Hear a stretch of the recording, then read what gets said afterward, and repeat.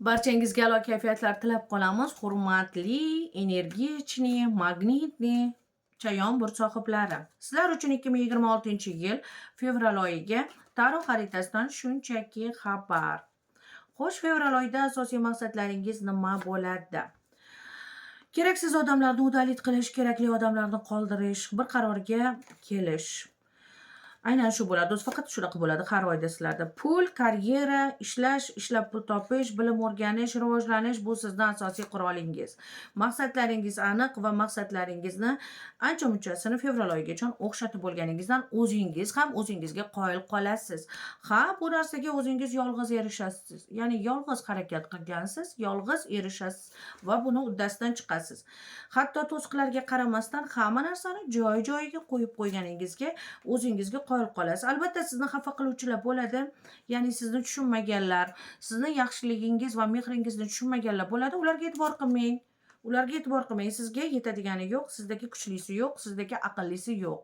Sizdagi sevimlisi yo'q.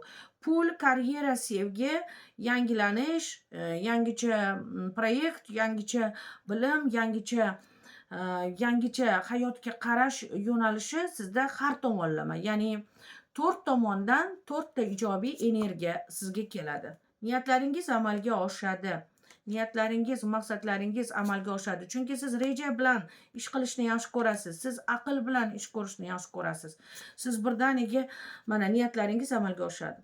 Pul, karyera, sevgi, maqsad, ammo sizda uddalit qilasiz-ku ko'pchilikni. Uddalit qilganingiz yaxshi, aldanib qolishdan ehtiyot bo'lishingiz kerak. Mana, aldanib qolishdan ehtiyot bo'ling. Fevral oyida sizga qanaqadir katta va'dalar berishi mumkin, biron nima qilishimiz mumkin deb, hatto manipulyatsiya holatini ham kuzatishingiz mumkin.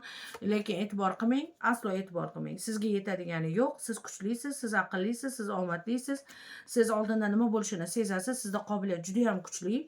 Fevral oyida siz umuman boshqacha imij, boshqacha yo'nalishni tanlaysiz. Bu yo'nalish sizni juda ham quvontiradi. Pul bo'yicha ham, karyera bo'yicha ham va o'zingizga o'zingiz qoyil qolishni yaxshi ko'rasiz. Bu juda ham ajoyib. Undan tashqari sizda oldingi eski planingizda kim bilandir отношениyani hal qila olmadingiz yoki kim bilandir majbursiz gaplashishga, u odamlar sizni hayotingizdan ketadi. U odamlar sizni hayotingizdan ketadi. Yangilanish bo'ladi. Eski отношениyalar, eski munosabatlar uziladi. Sizda yangilanish bo'ladi. Yangi munosabat, yangi plan, yangi reja va farovonlik, izobiliyada yashash. Qanday yaxshi! Chayon burt sohiblari, qanday yaxshi! Bundan ortig'i ortiq hamda o'zingizning oyog'ingizga e'tiborli bo'ling. Nerv sistemalaringizga ehtiyot bo'ling.